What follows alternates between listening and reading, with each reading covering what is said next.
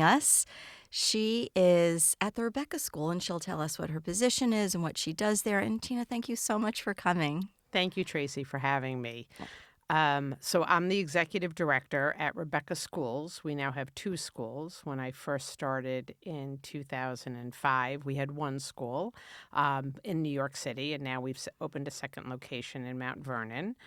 And I have been in the field of special education for over 30 years now. I started out as a social worker at a school called the Williamsburg Developmental School, which worked with children birth to 5 with developmental delays. And actually, I was thinking about how I got there, and I graduated from social work school, and my mother said to me, "You should look at schools. You'll be off in the summer." And I was like, "What a great idea." And I went to work in special education and have never had a summer off Because in all 30 years. all 12-month programs. Exactly. Exactly. And then while I was working at the Williamsburg Developmental School, I went to hear Dr. Stanley Greenspan speak in Bethesda, Maryland in the mid-90s and was completely,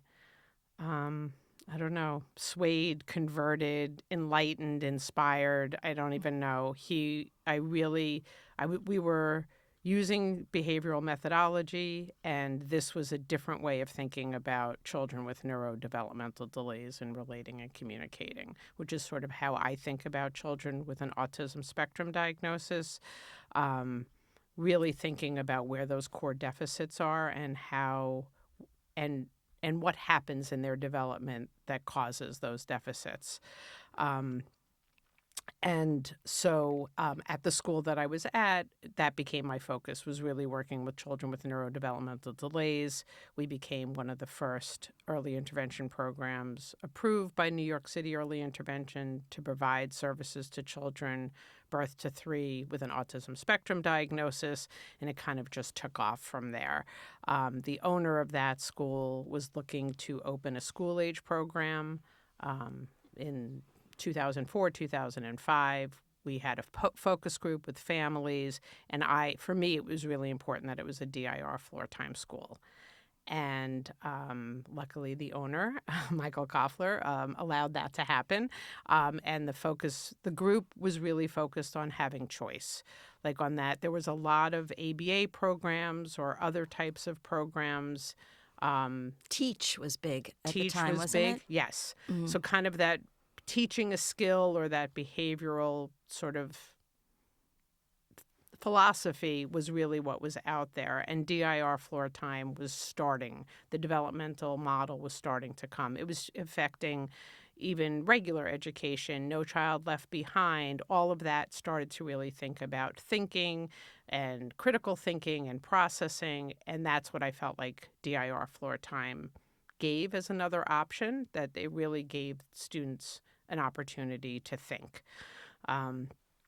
So we opened Rebecca School in 2006. I had about a year and a half before that of setting it up.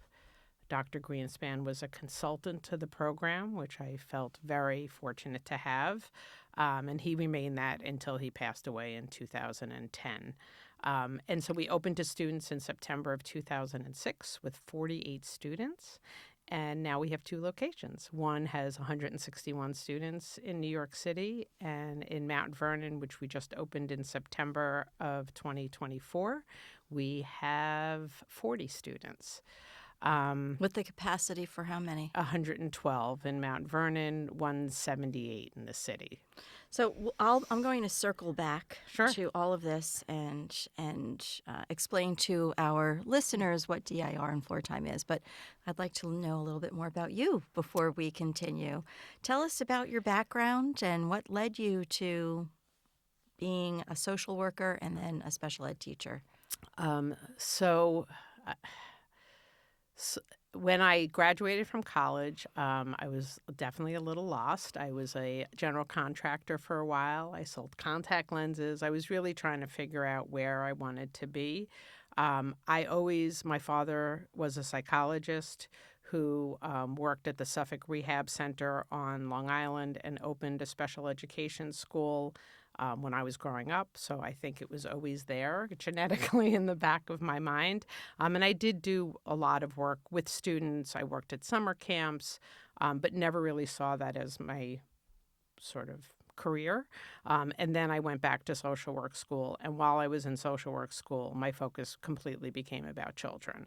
I worked in a clinic with children in foster care and really began to feel like that was my passion. And then I got the job at Williamsburg Developmental School, and I realized that not only were children, but children who were not always respected and not always understood and weren't given as many opportunities was something that I really began to focus on. And so you went to this conference where in Maryland, Yes. where you heard Dr. Stanley Greenspan speak. And how was it that you developed a relationship with him in order to get him to be a consultant to the Rebecca School? So there was at that time, there was an organization called Floortime.org, which was an intervention under the DIR methodology. And the person who ran that, David Raphael, I introduced myself and became friendly with him, and we began corresponding with each other. And when I was getting ready to open the Rebecca School, I reached out to him and asked him if he would introduce me to Dr. Greenspan. And he said yes. And I was in my hotel room getting ready to meet him. He was at the conference. And I called my friend and I was like, I don't know. It's like, I don't know what people feel like when they're meeting Mick Jagger. Like, I was so nervous. I didn't know what to do. And then I met him and he was wonderful. And not immediately, but definitely we spoke a lot. And I explained my vision and he talked about his vision. And we both felt that we could work together. And so he was a consultant to me personally during the time of setup. And then he did case conferences every week with a different family and the Rebecca School staff once we opened. That's great. I'm just, as you're talking, I'm thinking about the timeline because it was 2007 when the individuals with the IDEA, the Individuals with Disabilities Education Act, was reauthorized. Correct. So your school, the Rebecca School, opens up during that period of the initial IDEA passing through Congress and then the reauthorization. So it must have been a very exciting time to be developing programs for children with neurodevelopmental disabilities. Yes, it was that. I mean, they weren't called that. They weren't, it was really at the end of sort of refrigerator mothers and that families cause this Right. and really people with autism not having a voice. And that really began to change in the early 2000s and now. I mean, the Autism Self-Advocacy Network, there's so many places where people with autism are able to have a voice to talk about their experiences, which we didn't have. It was all, we were interpreting it for them, and now we have so much more information about what their lives are like and what their needs are instead of us imposing needs on them. And how their brains work. Yes. Because there's been so much more brain research that's taken place. 2006, yeah. So an exciting time to develop programs for children with autism. And was it yesterday? The CDC released the latest. It's now 1 in 31 Correct. That's students or children. Yes. 8-year-old children across the 16 communities that they looked at. Yes. 1 in 31, and it was just 1 in 36. Yeah, it's a staggering statistic, and it needs to be drilled down. You need to drill down on that statistic. What does it include? What does autism mean? Right. How are you defining it? But regardless of that, it has become evident that we are seeing more children with neurodevelopmental disabilities over the years, and your school, for example, really educates them in a way that preserves dignity and respect and learning and hope. Yes. Thank you. And That's what we try.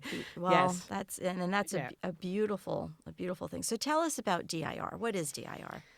So, sort of at basically, DIR stands for Developmental Individual Difference Relationship Based.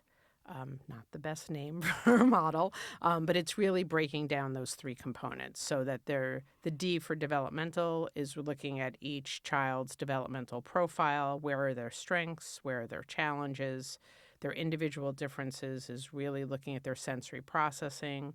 Almost all children with a neurodevelopmental delay has some type of sensory processing difficulty, lights, sounds, full-blown sensory processing disorder, which doesn't allow them to be calm, regulated, and available to learn for most of their day. So it's really about proactively addressing those sensory needs. And the R for relationships is that all of the children are related. They're just not related in a full, robust, across all emotional themes way, and their relationships can be fleeting. And so it really is looking at those three components and wanting learning to be intrinsically motivating so that whatever the child is learning or the student is that they're able to learn and then generalize across all areas. So the DIR looks at each child's D, I, and R and then comes up with an individual plan to meet their individual needs because every child has the ability to move up developmentally. It's just about understanding where their needs are. How is that different from an IEP, which is an individualized educational plan? The DIR is looking at the development and the individual differences in the relationships, and IEPs are based on often people who don't know the child and are reading off of a report and making recommendations based on what they think the classification needs and not necessarily what that individual child needs. Thank you for that explanation. And Floortime, that you said that was sort of a subcategory of DIR. So what is it? It's an intervention under the DIR. So it's really thinking about when you are interacting with that child, you're taking that D, I, and R into consideration, and that's the basis of that interaction. So floor time doesn't mean you have to be on the floor. You can be anywhere. But it's really thinking about understanding the child's need.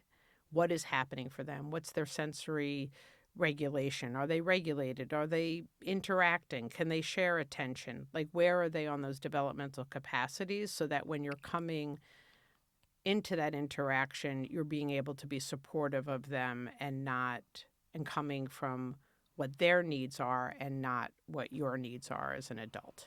Oh, that sounds great. Is it effective? It is effective.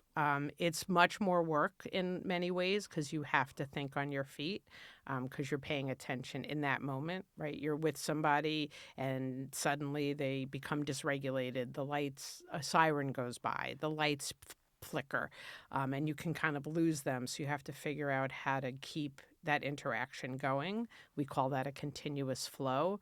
But it is incredibly successful. We've had students that go from non-speakers to speakers. We have children who never had friends and now they have friends. I would say two of the things that our families talk about a lot is that their child now has a friend and hasn't had a friend, and that they're happy to come to school. They get up in the morning, they get dressed, and they come to the bus. So they're able to feel positive and good and want to be at the school and want to interact. And I think our students across the board feel understood and respected because the work is that daily, all the time, is to making sure that every communication is understood. Doesn't mean you get what you want all the time. It doesn't mean we give in all the time, but it is about really understanding what they're saying and that the way that they communicate is important. And it doesn't have to be the way I would communicate. So I started in this practice area in special education law. It's 17 years now. It was 2008, and that's when I first met you. Yes, I remember that. So I'm just thinking back, you were only doing this for 2 years at that point. Yes, Wow, yes, that's amazing. yes. We were both pretty new in what we were doing, right? In our Yeah, but you seemed way ahead of me at the time. Oh my gosh. Mm. So, over the last 17 Mhm. years, you and I have had a lot of opportunities to talk about the students and talk about the Rebecca School. So, I remember that we've always focused when we talk about the Rebecca School and being an appropriate school environment for any particular student that we're talking about.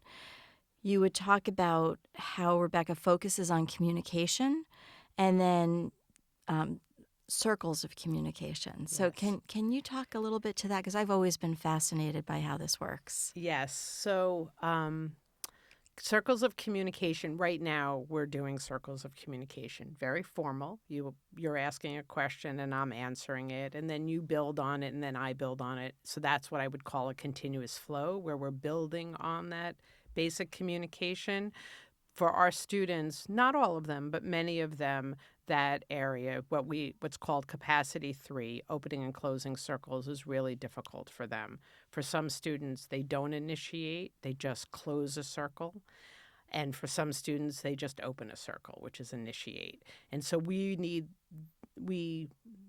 would like them, I don't know if we need, but we would like them to be able to open and close multiple circles, because that's how you can remain in the interaction and make sure that someone is understanding you, right? If you're just opening a circle and no one responds, it becomes very hard to be in that interaction or to know what the person wants, right? Then we can make assumptions. Oh, I think you're hungry, or I think this.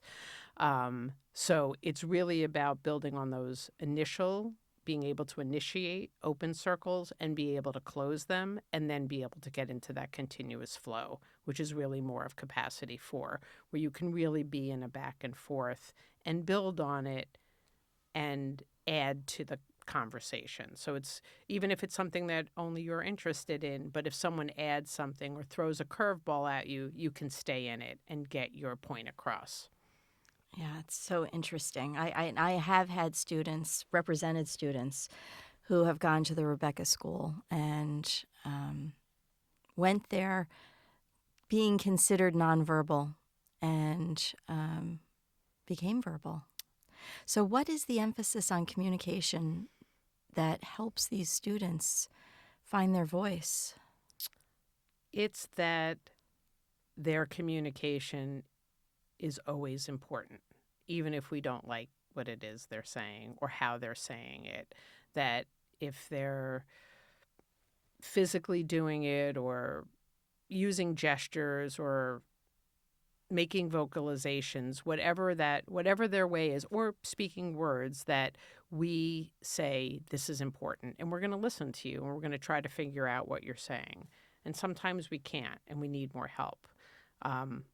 We do a lot of the gesture of where your shoulders are at your ears and your hands are up and you're looking at a student, you're saying, I don't understand. Help me to understand. Show me.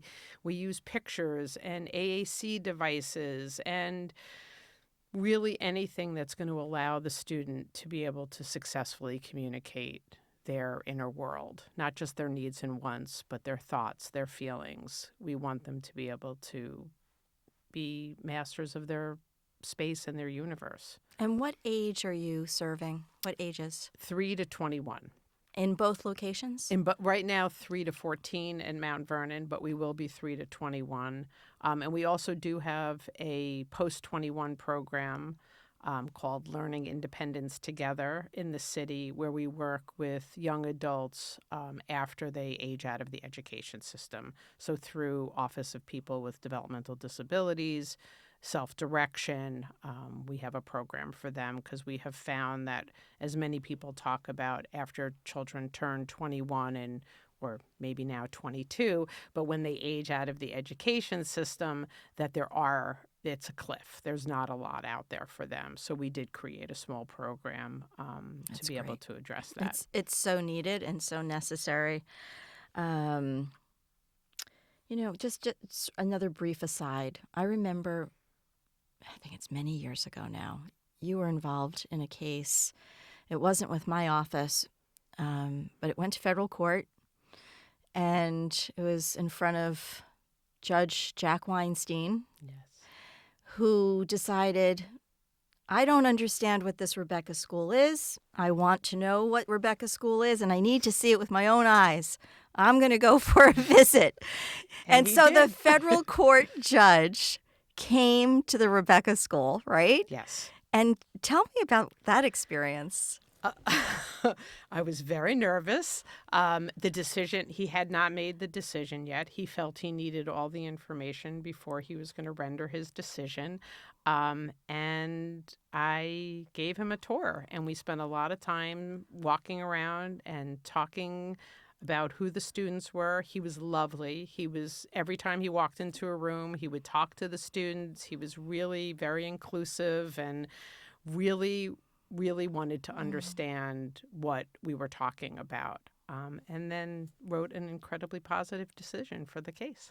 Yeah, I remember that. It was astounding, and I just thought it was impactful and an amazing example of the judiciary really reaching out and trying to really understand what a program was about before rendering a decision. I mean, it's really singular Yes. that took place, but I'll never forget that story, and I think it's great. So any other federal court judges out there, if you want to come see the Rebecca School, Tina will escort you. Anytime. And Happy give to you a have tour. You. So is there anything else you want to tell us about the Rebecca School?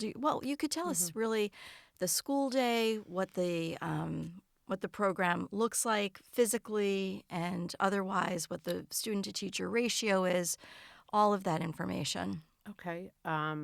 So everything I'm going to say is similar to New York City and Mount Vernon. The space is a little bit different. We're in New York City. We're at 35 East 21st Street. We recently moved to an incredible building with incredible space. We're very excited.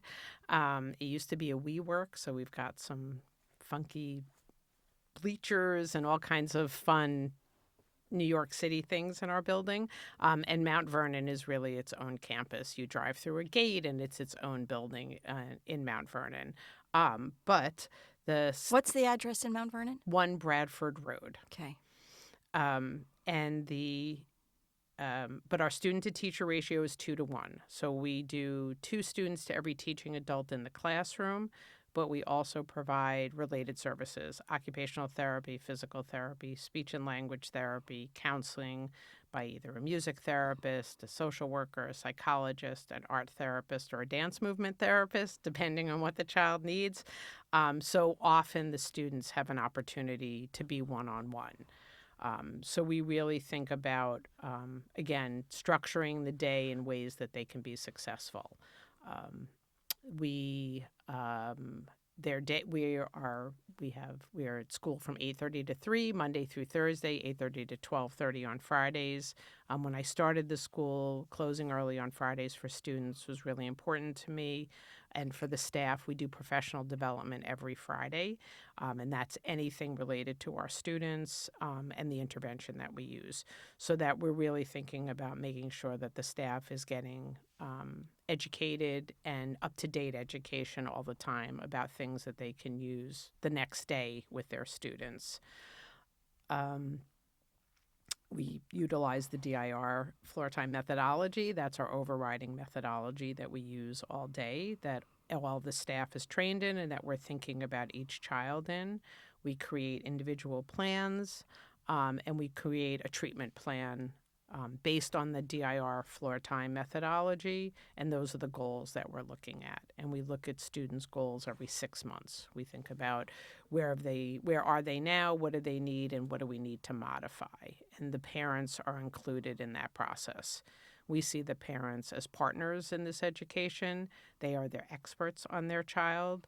They know their child, even though They're not always told that, and we need them to be a really big part of our program for us to so we do training for the families. We go into the home. We have home providers come to us. We want there to be a back and forth between home and school.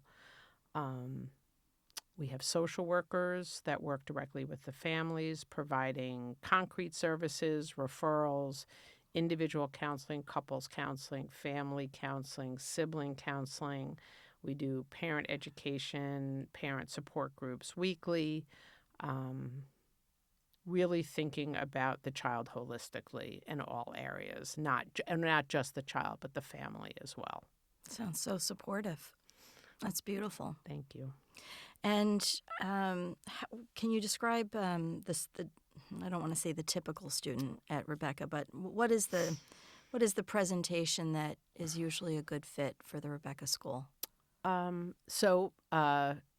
autism classification or diagnosis isn't necessary, but we really look at neurodevelopmental delays in relating and communicating. So that could be an autism diagnosis, but it could also be Angelman syndrome, Down syndrome, Williams syndrome, other genetic disorders that present with those same core deficits. And then for a child to be, or a student to be successful at the Rebecca School, they need to be able to work within a 2-to-1 ratio for at least part of their day. And we move around a lot. So you don't need to be able to transition when you start, but we're going to work on transitions pretty quickly. We're over 7 floors. We have art on one floor and music on another, and we really want the students to be able to participate throughout the day and move through those locations. And so I think that those two things are things that we really think about when we bring a child in for an intake is, do we see them being able to be successful in the way that the way our program is implemented. Okay, that makes sense. And tell us about your sensory gym. So sensory gyms and sensory corners and sensory integration therapy is incredibly important to our program. We see it as, again, I think I said earlier, with individual differences. I'm almost ready after 30 years to say all children with neurodevelopmental delays have a sensory processing challenge. So we really look to proactively understand each child's sensory profile and then address their sensory needs proactively so that they can be calm, regulated, and available to learn. Because if your sensory system is dysregulated, if you're overwhelmed, you're not available. If your subway's late, you didn't have your coffee, whatever those things are that we do to regulate ourselves, if we don't have them, we're not available. And so we really want to address it proactively. So almost all of the students have a sensory program where they get a sensory set of activities that are designed by the occupational therapist to address their sensory needs. So that can be a brushing protocol, a tactile proprioceptive where they're pushing big items or jumping on a trampoline, or vestibular where they're swinging on a swing. But the occupational therapist sets that up of what those activities are, and then they get that input on a regular basis throughout the day before they become dysregulated. We also have a sensory corner in each classroom. So if the student needs input in just that moment, they can go jump on the trampoline or swing on a swing and then come back to the more structured activity if that's what's going to help them to be calm, regulated, and available to learn. Jumping on a trampoline. You have that too, don't you? Yes. Little trampolines. Yes. So I remember your sensory gym at the old building. It had equipment that hung from the ceiling and was moving. So tell us a little bit about the type of equipment that you have. Yeah, so at both schools we have sensory gyms. In New York City, we have been very fortunate to have a very large sensory gym. So we now have 3 sensory gyms. 2 of them are smaller but still have hooks in the ceiling for suspended equipment for different types of swings. One of them has a rock climbing wall. One has a foam pit that you can jump into. And then the large sensory gym is really large and has many, many hooks for swings, as well as climbing equipment, trampolines, squeeze boards, astronaut boards. I mean, really anything that you can think of, so that the offering for the child is really meeting their needs. That we're not just saying you need a trampoline. We say what is going to help meet your need. And I would say that's another focus of ours, is really helping the students to understand their sensory needs so that they can proactively address their sensory needs. So rather than us inviting them or imposing a particular type of this is your activity. program. Yeah. It's about them being able to say or show that they need a buzzy input, or they need to jump on the trampoline. Things that we all do, right? We drink our coffee, or we take a hot bath. Yeah. Listen to music, right? We do all these things when we're feeling dysregulated and we know what we need sometimes. We really want our students to know that, because it really can help them be able to advocate for themselves and be able to say what they need to be able to be present.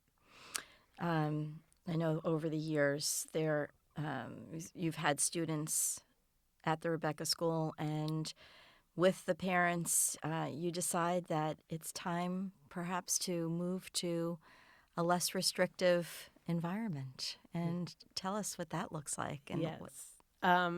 So that is our goal, right? Our goal is to have our children move up developmentally so they can move to an environment that's not as restrictive, right? As so much staff and smaller amount of students, where they can be in a classroom with maybe 12 students and 2 or 3 adults or something like that. And regulate on their own better. Yes. And interact with the world and their environment more easily.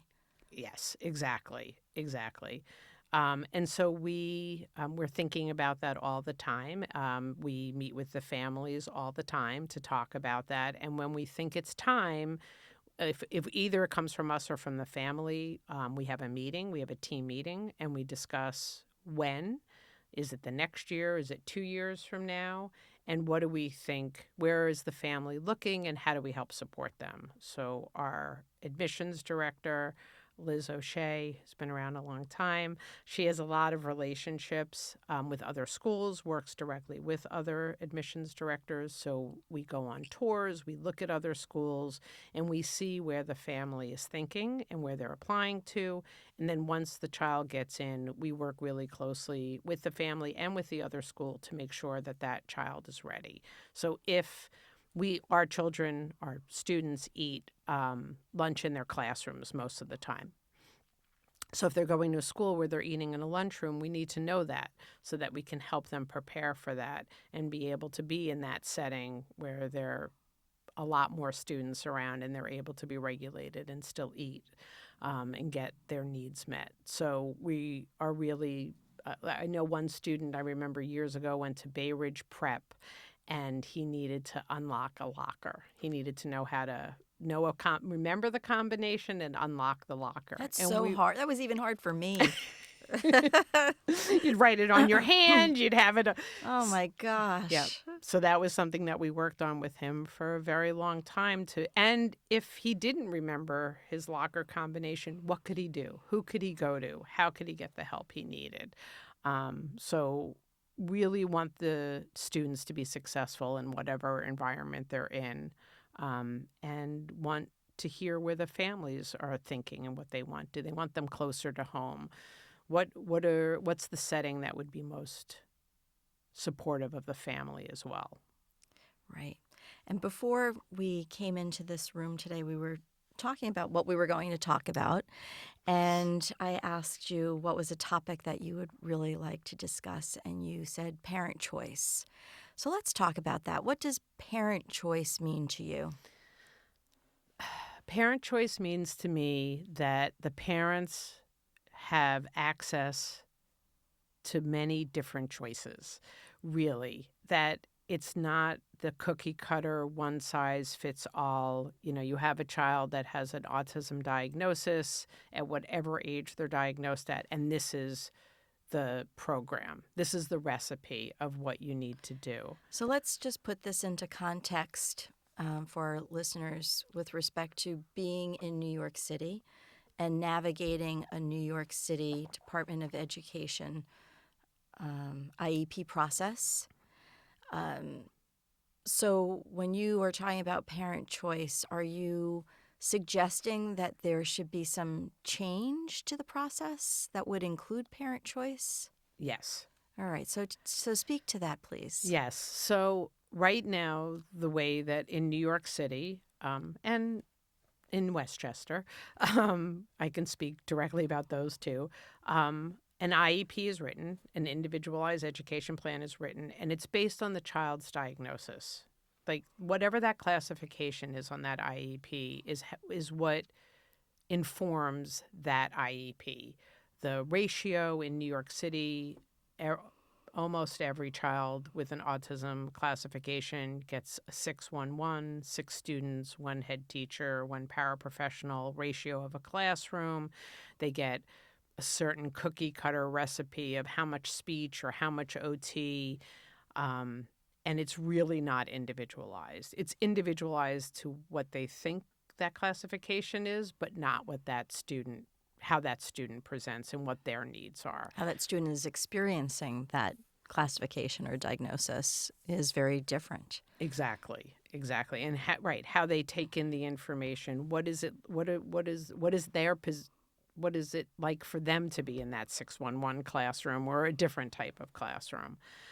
So at that point, I feel that there should be more choices for families about not only the placement, which they don't have really much say in, but also how do they go to see what those placements are? How do they get that information? How do they have access to that information? Because, I know when my kids were little and I was looking at whatever school, elementary, middle school, you'd walk in and you kind of got a feeling and you'd be like, I'm not sure if I can see my child there or I can. And that's really significant. And that is the same for a family whose child has a diagnosis, that they need to have that experience to see what that environment is so that they're able to see if they can envision themselves as part of that community as well as their child. And that does not happen.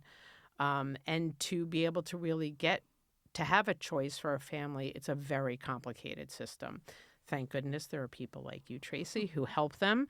But they have to get into an adversarial relationship if they don't believe that what is being offered meets their child's needs. Right, because the way it happens now is you have an IEP meeting, and at the IEP meeting, there is no discussion of what school is being considered for that student. And years ago, I went to the Second Circuit Court of Appeals on this issue, and the Second Circuit allowed New York City to bifurcate this process. And there is not collaboration at all with parents as to what school is being chosen. So what happens at the IEP meetings is a program is developed, and the program is different from a placement. And the program, so that could be the menu of items that is available. A 6-1-1 class, an 8-1-1, a 12-1-1, a 15-1-1, a integrated classroom, ICT. So there's, or a gen ed classroom. So there are those options, but nowhere during that conversation is there a conversation about, there's this school that has this program, there's this other school, it's in this neighborhood, and that does not happen with the parents present. So what happens after an IEP meeting, the data of not even necessarily the IEP itself, but the data that is abstracted from the materials that are being used at the IEP meeting is sent to a placement office. And then a person who was not part of that IEP team decides on where the student is going to go to school. It really is extraordinary because we're the largest school district in the country. We have a plethora of schools in the 5 boroughs. So it is extraordinary that parents have no say in that selection process. And what you were saying, it becomes litigious. So parent gets a school recommendation, maybe. They'll get a letter, a location letter. Hey, by the way, this is the school where your child will attend in September. And that's it. It's not, here are 3 schools for you to look at. Here are some different options. That doesn't happen. Here is the school, and the parent can go visit the school, maybe. Maybe they'll be permitted in. Maybe they won't. Maybe it's closed for the summer, and the students are at a different location. It runs the gambit. Right. And then if they can get into the school to visit, maybe there's somebody there who can answer their questions. And it's an unfortunate process. And so if a parent decides that this school doesn't look like or feel like it's the right one, or I didn't like the answers to the questions. There were so many places where my child could escape. My child has elopement problems, and I saw so many different ways that my child could escape. I didn't feel safe. They have to sue. Right. I mean, I'm sitting here nodding my head as I'm listening to you say this, and it's really kind of crazy. I know. I'm listening to myself say too, and I'm actually fact checking as I'm Right. saying it. I'm like, am I making this up or is this real? And it's real. It's real. It's real. Yeah. They get the one placement. They possibly get to, hopefully get to see it. And if they refuse it, they're not offered another placement. Usually.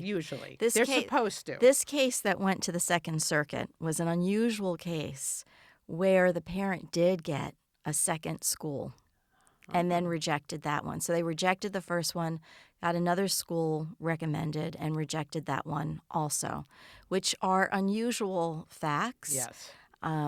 Both schools were inappropriate for that student, but the issue really was, does the city have the right to bifurcate the process? And the Second Circuit said yes, because the bricks and mortar don't matter. Right. It's the program that matters, and if the bricks and mortar can deliver on that program, then that's what matters. That's what that case said. Right. But it did take away. We were trying to win choice.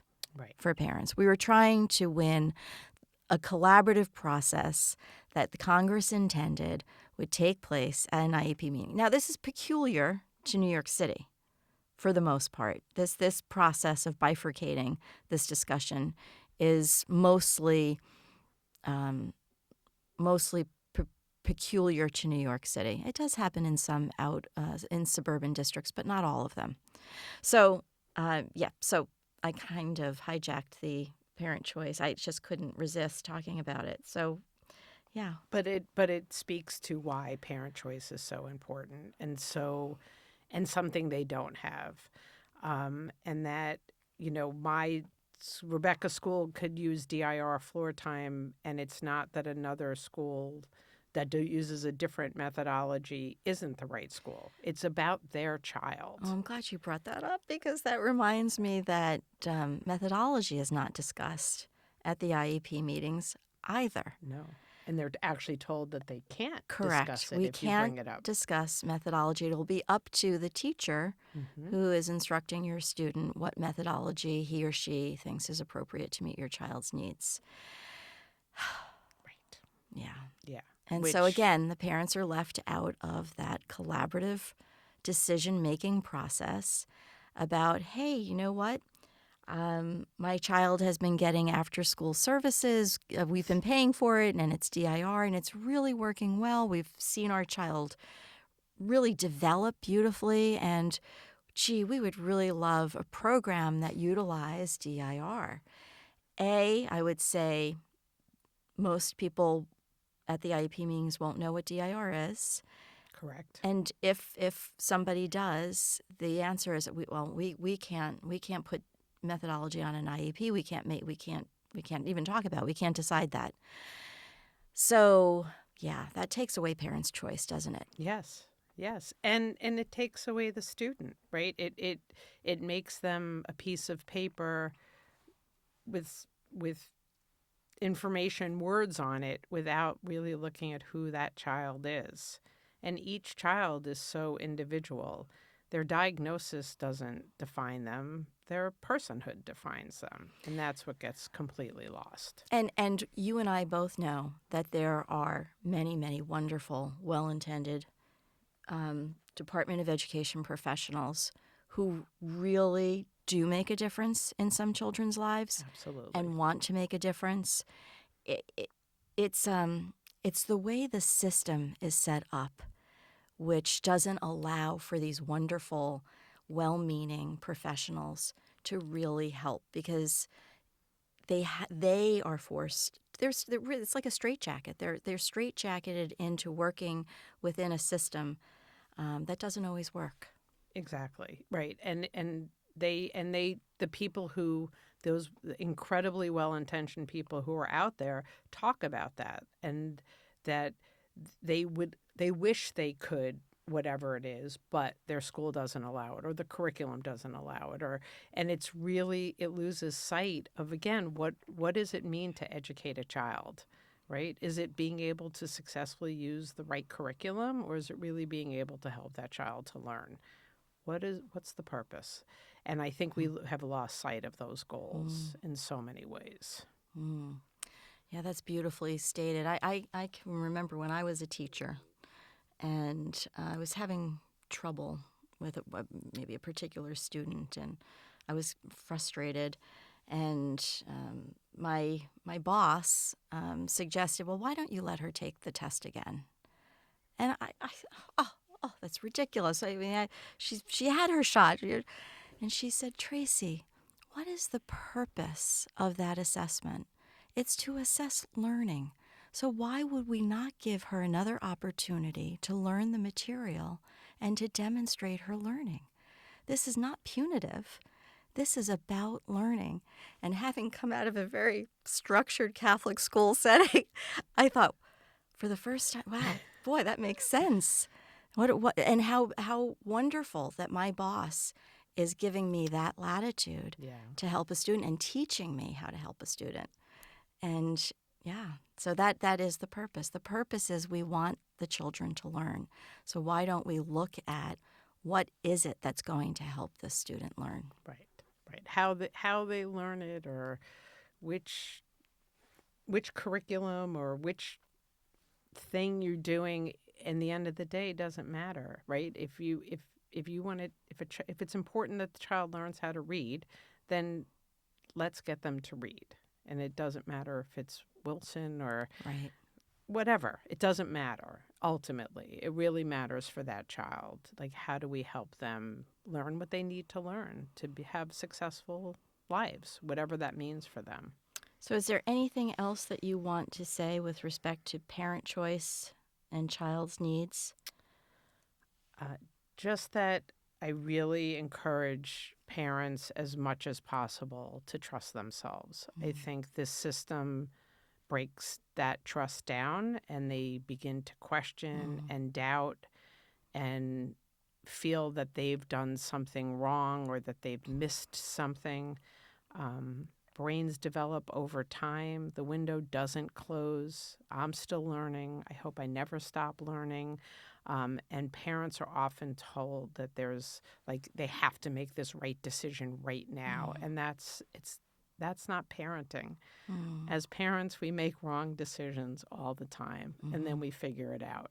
And sometimes we make okay decisions and it works out, and sometimes it doesn't. But that's not how parents of children with neurodevelopmental delays are led to believe. They're led to believe that they're going to make the wrong choice and affect their child forever. And that's not true, and also completely unfair for them as a parent. They're doing the best they can, and they have to trust that. Yeah. Well, that's a great message. So I ask every guest at the end of the interview, if you had a magic wand and you could wave it and make any wish come true, what would it be? Only one, And huh? you could have 2 wishes if you want. All right, good. I think my first wish is about making this whole process more accessible and easier for families. We're a unilateral private school placement, and families have to sue to have their children attend our school. And our families have enough on their plate. All families do, but our families have enough without having to have this added burden and this added question about whether it's the right decision. And so really being able to assess what their options are as a family and have their child be a part of that as well, I think that would be my overall first wish. Oh, that's a great wish. I'm curious, how do you think the attorneys can best support the families through this labyrinthine process? I think you're a good example.